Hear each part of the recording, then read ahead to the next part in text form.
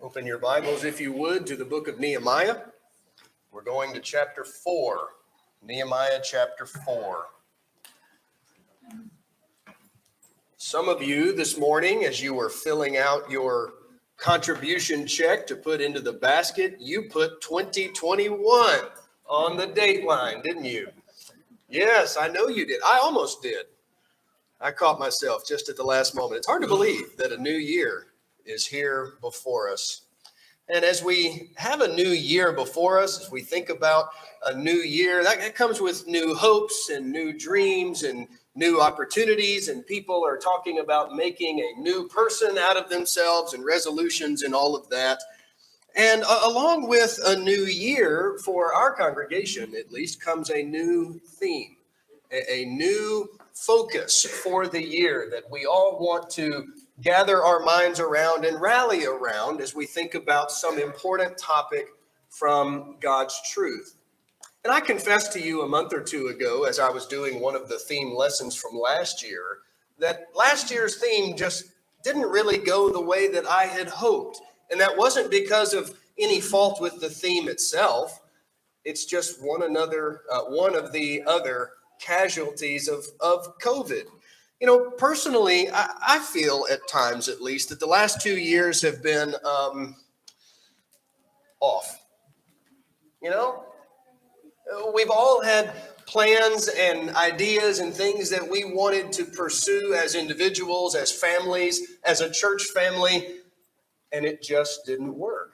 We've had to cancel things. We've had to postpone things. We've had to adapt some things. There have been so many church activities that the elders have wanted to do, or Joe and I have wanted to do, and we've just had to put them on hold. And I know that we all thought at the end of 2020 that maybe this COVID thing was dying down, and maybe we're on the other side of it. 2021 is going to be a better year. And boy, were we wrong. 2021 was worse than 2020 was, at least statistically speaking. There were more deaths in 21 than there were in 20. And here we are at the end of 2021, coming into 22 now, and we're hoping, hey, maybe we're about to put this thing behind us. Maybe we're about to turn the corner. You know, the Omicron is the most recent variant that's going around, and from the best we can tell, and I'm no doctor, but it seems that maybe it's not as lethal, it's not as bad, and so that kind of gives us a little bit of reassurance and hope. Maybe we're about to turn the corner on this thing. And, you know, next year the Zeta variant's going to come along, and it's going to turn us all into liquid mush, and I don't know what's going to happen, but it's a new year. And no matter what happens with a disease or what happens with anything else going on in the world, we know that God is still with his people and that there is still work for us to do. And I have gotten to the point in my own thinking about not just my life individually, but just in my thinking about how I approach my work as an evangelist. I'm tired of waiting around.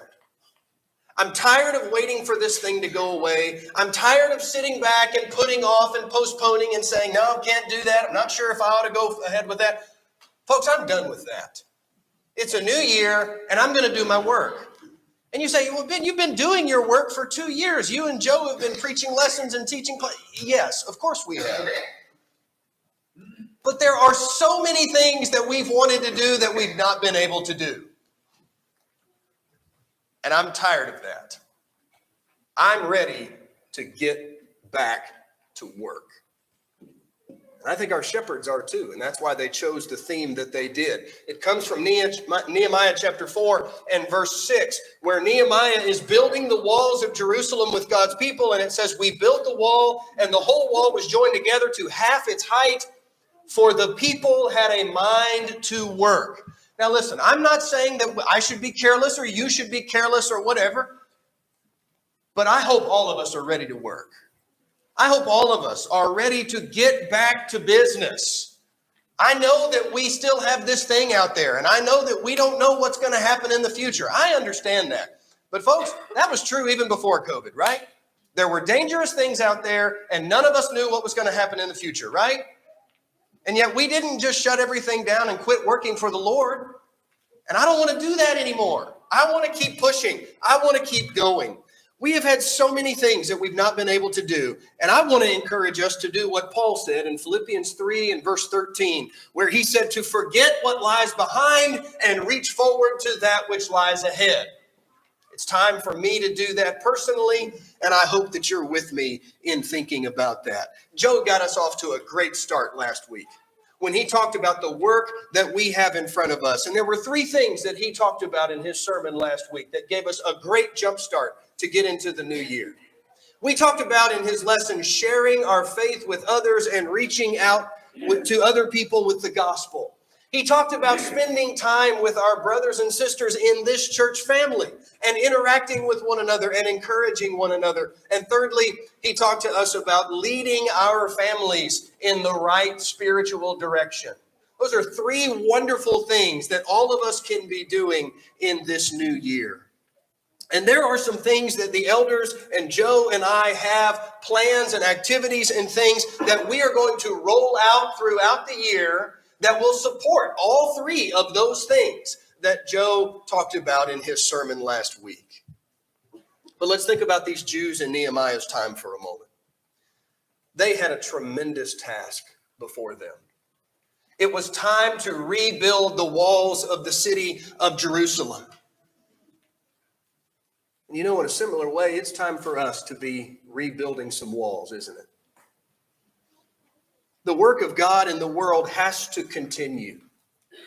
And you and I are the ones who are going to have to get our hands dirty to make that work continue. All of us have a role. And in Nehemiah chapter 4 and in verse 6, and it says that the people had a mind to work. Your translation might say that the people had a heart to work. That's literally what the word means. The people's heart was in the work. And I'm hoping I can appeal to your hearts this morning and encourage you to say along with the Jews of Nehemiah's day, to say along with me and with Joe and the elders, it's time to get to work. There is much to do, and we need to be busy in the service of God. Go with me to chapter 1. Our sermon this morning comes from the first 3 verses of Nehemiah chapter 1. Let's read those verses together. The words of Nehemiah, the son of Hakaliah. Now it happened in the month Kislev, in the 20th year, while I was in Susa, the capital. That's the capital of Persia. That Hanani, one of my brothers, and some men from Judah came. And I asked them concerning the Jews who had escaped and had survived the captivity, and about Jerusalem. They said to me, the remnant there in the province who survived the captivity are in great distress and reproach. And the wall of Jerusalem is broken down, and its gates are burned with fire. I have 3 things I want to consider with you this morning. And the first one comes from verse 3. We need to talk about the circumstances that the Jewish people found themselves in. They had just come through a 70-year captivity, and many of those Jews who had finished the 70-year captivity that Jeremiah prophesied were allowed to return to their homeland. Now, Nehemiah is not at the end of the 70-year captivity. He's another 70 years after that, okay?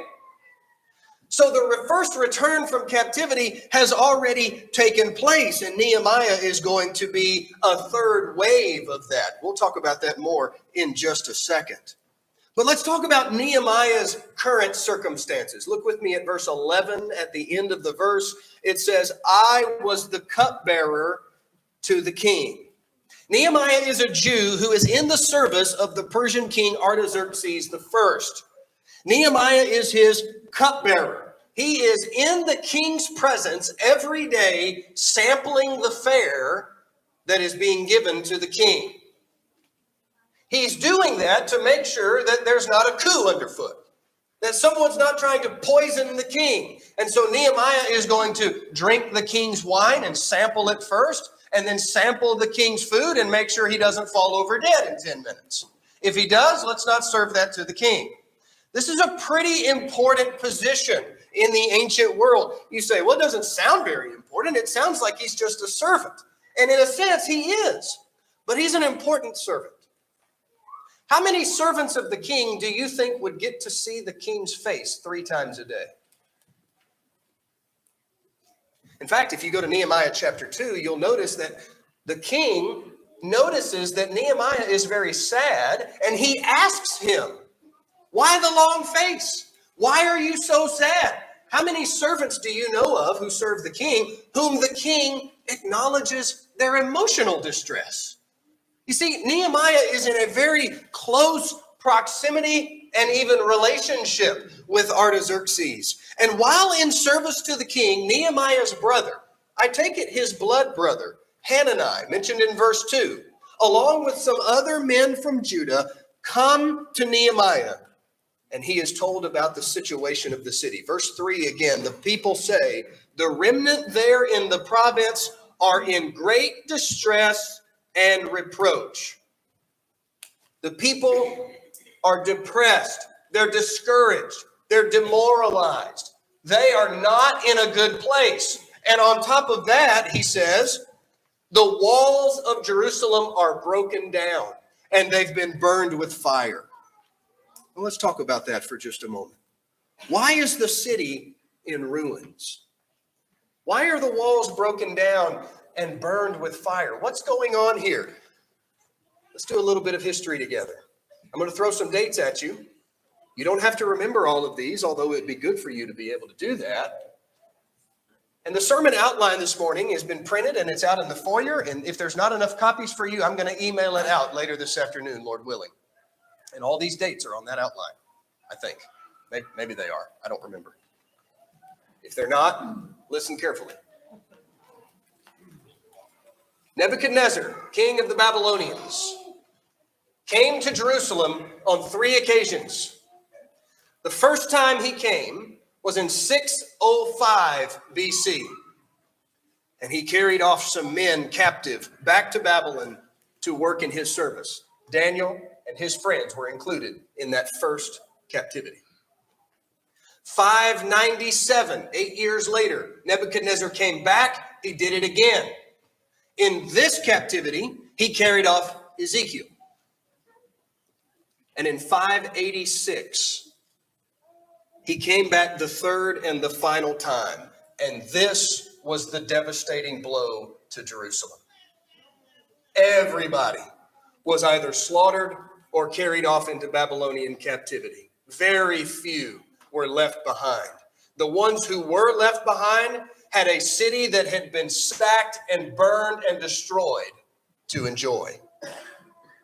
And this, Jeremiah clearly told the people, was a judgment from God because of their sin. And Jeremiah told them that their Babylonian captivity would last for 70 years. At the end of 70 years, in 538 BC, the Persians are now the ruling empire in the world. And as we read from Ezra chapter 1 at the beginning of our worship period, Cyrus, the king of Persia, announces a proclamation to the Jews in the Persian Empire. Go home if you wish. Zerubbabel and Joshua led a large group of Jews, almost 50,000 of them, back from Babylon to Jerusalem. You can read about that in Ezra chapters 1 and 2. After they'd been there for a couple of years, that group of captives who had returned began to rebuild the temple of God in Jerusalem. And they worked on it diligently for a while, but enemy opposition made them stop working on the temple. This is Ezra chapter 4. And the work on the temple stopped for 14 years. Nothing happened. They built the foundation and the work stopped for 14 years. And then came the prophets Haggai and Zechariah with a very simple message. Get back to work. And the people raised up the temple, and they did it in short order. Ezra chapters 1 through 6 talks about all of that history that I've briefly gone over. In 458 BC, Ezra brings back a second group of captives from Babylon, not nearly as large as the first group. Ezra chapter 7 and 8 will tell you about this exilic return. And then finally, Nehemiah is going to lead a third wave in 445 BC, just 13 years after Ezra brought the second group back. And Nehemiah's focus is going to be on building the walls of the city. I want you to think about some parallels between Nehemiah's time and our time. Understand, I am not saying that these are equal situations by any stretch, but I think there are some interesting parallels. In Nehemiah chapter 1 and verse 3, it says that those who came back from the captivity and were trying to rebuild their lives in Jerusalem, notice how they're described in verse 3. They are in great distress and reproach. Great distress and reproach. Look at chapter 2 and verse 17. Nehemiah gives his own assessment. He says, Jerusalem is desolate, its gates are burned with fire. Come, let us rebuild the walls of Jerusalem so that we will no longer be a reproach. And these people who are distressed and ashamed and bearing this reproach in chapter 1 and verse 2, they are described as people who have escaped and survived the captivity. I want you to think about that. As we are now beginning the third year of COVID, you do realize that, right? It's called COVID-19, right? The end of 19, and here we are at the beginning of 22. We're entering the third year of this. You think there are people in our world who are in great distress? You think there are people in our world whose lives have been turned upside down and they can't make heads or tails of anything anymore? People who feel like they've escaped and maybe barely survived the last couple of years? All over the world, rates of anxiety, depression, and suicide are exponentially growing. I talked to Brother Art Adams not too long ago. You remember him? He came to be with us back in April. He talked about some of these things with us. I talked with him not too long ago, and I said, Art, what are you seeing in your practice? And he said, I'll tell you what I'm seeing. I'm seeing emails that I'll never have time to respond to. I'm getting phone calls from more and more people asking for my help, and there's only so many hours in the day. We are flooded with people who are having mental illness problems, anxiety, depression, and all kinds of other issues right now. We are desperate for more helpers. Nehemiah is leading an effort to rebuild the lives of the nation. Let's not miss this. He's just rebuilding walls. Well, yes, he is. But the book makes it clear that Nehemiah is also rebuilding people's lives. There is a spiritual element to the work that's happening. Nehemiah is not just a brick mason. He is helping the people spiritually as well. But let's not forget the significance of those walls. Why do you put walls around a city in the ancient world? Protection, defense. And there are Jews in Jerusalem who have been living there for decades with no protection. It's just a small little remnant of people compared to all of the other nations around them. And at any moment, if those nations chose to, they could strike a defenseless city. You think that keeps people awake at night? You think that would keep the Jews worried about what their enemies are planning and preparing for? And so, yes, Nehemiah is building walls, but those walls are significant. And he's rebuilding people's lives as well, as we'll see in future lessons. There are so many people who are trying to rebuild their lives right now. People who maybe have lost loved ones from COVID. People who are adjusting to ongoing issues from having had COVID. mental illnesses and other things. People all over the world are hurting. And beloved, we have something that can help them. We have something that can give hope to people who don't have it. There's a lot of devastation in our world right now, just like there was 2,500 years ago in Nehemiah's day. Let's talk about this. We have to see Nehemiah's concern. This is so important. The only reason Nehemiah is able to rebuild people's lives is because he's concerned about them and he loves them. And so when his brother, Hananiah, comes back in chapter 1 and verse 2, Hananiah, one of my brothers and some men from Judah come. Notice, I asked them concerning the Jews and Jerusalem. I used to think, and it's because I wasn't reading the text very carefully, that Hananiah and these men from Jerusalem came back to Nehemiah and they volunteered the report. That's not what it says. He says, I asked them. I inquired. How are our brethren doing? What is the status in the city? You don't get into the position of cupbearer, as Nehemiah did, without having earned it.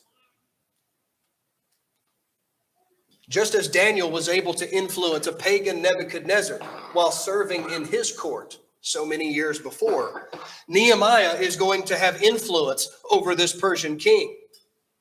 And here's where I'm going with that observation. Nehemiah has a secure job.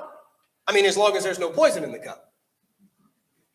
Nehemiah has job security. He has a steady position. He has the king's favor. It's obvious from the first 2 chapters. He has a secure life.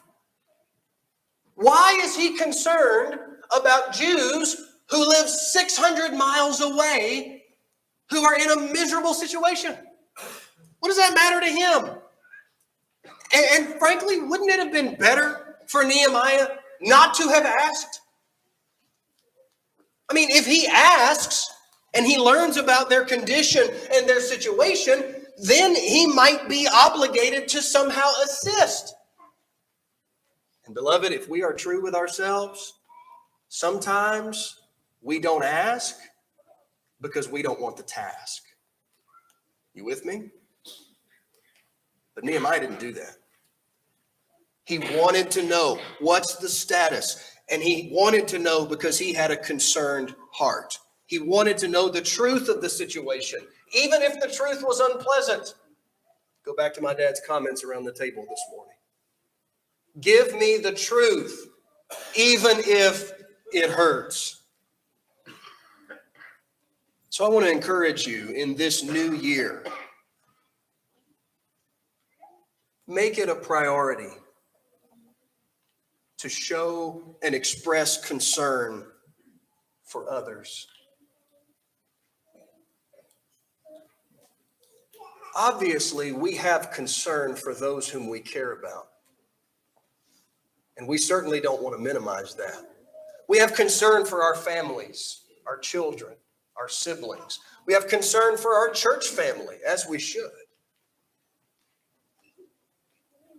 But be concerned about those people whom we just mentioned in the last point. Those people who are struggling with anxiety and depression and the effects of the last 2 years. Be concerned about those who are grieving and mourning the loss of loved ones over the course of the last 2 years. Back to Joe's lesson last week. Be concerned about those who don't know Jesus. And certainly concerned, as we said, about our families and our church family. Nehemiah had a large heart. And that's a heart that I want to have too. And now let's finish with this. In this book, we're going to see God's comfort and his goodness to his people. Look with me at Nehemiah chapter 1 and verse 1. The words of Nehemiah, the son of Hakaliah, It happened in the month Kislev in the 20th year while I was in Susa, the capital. And you say, Ben, I don't see the word comfort. I don't see the word goodness anywhere in verse 1. I really think you're stretching this point a little bit. And on the surface, you'd be right. But to see God's comfort and goodness in the verse, you got to dig a little bit. And when you do that digging, you're going to find that Nehemiah's name means God comforts. You see, God uses Nehemiah throughout this book to bring comfort and consolation to the hearts of his people. Using the compassionate heart of Nehemiah, using the diligent work ethic of Nehemiah, God uses him to revive the spirits of the discouraged and the depressed. Think about those Jews who so many years before, 130 years before, were carried off into captivity into Babylon. What were they thinking? God, why did you let this happen? How could you allow this to happen to us? Well, we've been ripped away from our homeland. We've been ripped away from our families. Our loved ones have been slaughtered by this evil Babylonian empire. How could you do this to us, God? And there was Jeremiah, who'd been preaching for decades, warning, judgment is coming, judgment is coming. And the people just didn't listen to him. So in a very real sense, we could say that the people did this to themselves, right? And yet it truly was a judgment from God. And I wonder if those Jews felt that maybe God had somehow forgotten about them. And here, so many decades later, their city is still in ruins. Yeah, the temple's there. Or at least some kind of a temple is there. It's not near as beautiful as the one Solomon built, but there's a temple there. Smaller, not as pretty. It's kind of a starter temple. You know, they have starter homes, dream homes. Solomon built the dream home, okay? This was a starter home. But it's there. That's great. But there's no walls. Everything else in the city is burned down. People are trying to rebuild their lives, but they can't do it. Why isn't God with us? Why isn't he helping us? And the fact of the matter is, he was. He used men like Zerubbabel and Joshua and Ezra and Haggai and Zechariah and Nehemiah to bring hope back to the nation. There's many people in our country who have forgotten about God, it seems. December 14th, 2021, just a few weeks ago, the Wall Street Journal published this article. More Americans left religion during the pandemic. The percentage of Americans with no religious affiliation rose to 29%, while Christians declined to 63%. Now let's say a couple things about this. The growth in percentages of people with no religious affiliation in this country has been growing for a long time. And the numbers of those who consider themselves to be Christians in this nation has been declining for some time. Even pre-COVID, there were patterns of this. That's not the alarming thing. The alarming thing is these numbers rose even during a global pandemic. Why is that significant? December 30th, 3 days ago, thestream.org cited the Wall Street Journal article in an article of their own, and they elaborated. And they gave some more information to this, some more information combined with opinion. I want to share with you a quote from the article from Stream. It is newsworthy that this trend, that is Americans becoming less religious, continued unabated in the face of a global pandemic. Here's why this is significant. Historically, catastrophic events that bring uncertainty, stress, or political chaos tend to draw people to reconsider faith, not to leave it. Today, even with Sunday morning services available nearly everywhere, in-person attendance is still between 30 and 50% lower than before the pandemic. Interestingly enough, in contrast, Netflix added an incredible 10 million subscribers to its ranks in just 3 months in the year 2020. And this author concludes, when given the choice of where to find meaning, Americans chose streaming platforms over pulpits. Now, in fairness, I'm not sure that I agree with every conclusion that this author reached in this article. I think there are some other factors here that may have played into this, but I do think the observation at least is interesting. Usually, crises, think September 11th, draw people to faith, not farther away from it. And yet that's what we've seen happen over the last couple of years. And I wonder how many people have let the circumstances around COVID sway their life's direction away from God. How many people are there who have turned their back on him because they believe he's turned his back on them? How many Jews were like that in Nehemiah's day? Why isn't God helping us? Why isn't he with us? And as I told you a moment ago, he was with them. And I believe he's still with us today. And it is important for us in this new year to renew our focus on God's comfort and his goodness. It's time to consider how good he has been to us, even in the midst of the last couple of years and its difficulties. Beloved, we have so much to look forward to in 2022. But there's a lot of work to be done. I want to encourage you to not let the last 2 years' distresses and discouragements prevent you from serving the Lord faithfully in this new year. If we will show concern for one another as Nehemiah did, if we will trust in the comfort that God gives, we can rebuild the lives of many people to maintain their focus on the Lord Jesus. And before you start putting everything away, we're wrapping up here, but I want to challenge you to do something for me. And I'm looking for some accountability here. I'd like for you to each individually, and then maybe also as a family, with your wife, your husband, or your children, do a spiritual inventory. Do a spiritual inventory of your own life. How am I doing? Where are things? Where am I failing? Where are my weaknesses? What are my strengths? What can I build on? What can I do better? And then ask those same kinds of questions to your family.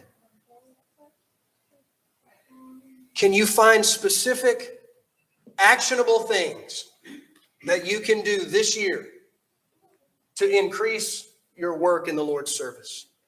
Some of those actionable things are going to be provided to you from us, but there are also things that you can come up with on your own. But I want to ask you to do a second thing, a follow-up to the spiritual inventory. Would you come and tell me one specific thing you plan to do in the new year? Call me, text me, shout at me from across the building. Tell me what you're going to do this year. Not because I can go around and hold 200 people accountable. I can't. But I am looking for ideas. Some of you are so creative. And you may come up with brilliant ideas on things that you can do to help you grow this year. I'd love to know what those are because I'd like to share them with somebody else. I'd like to use them myself.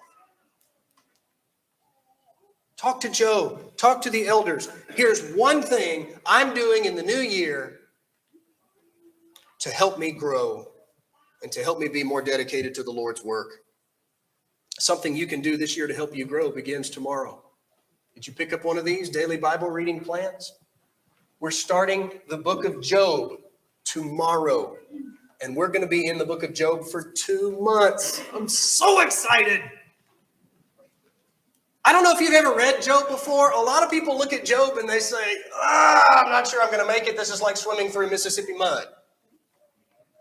And I get that, but that's because you're not reading it right.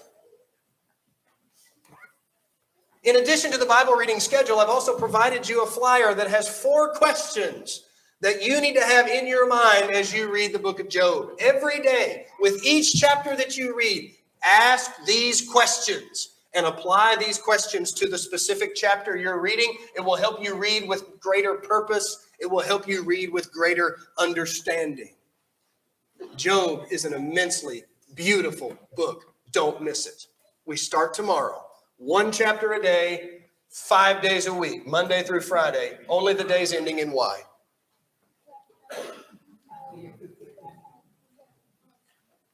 I'll let that simmer for a minute if that just... I don't know if you can tell, beloved. I'm excited about the new year. I have a document. It's called Ideas for Church Stuff. I need you creative people to give me a better title than that. It's 3 pages long.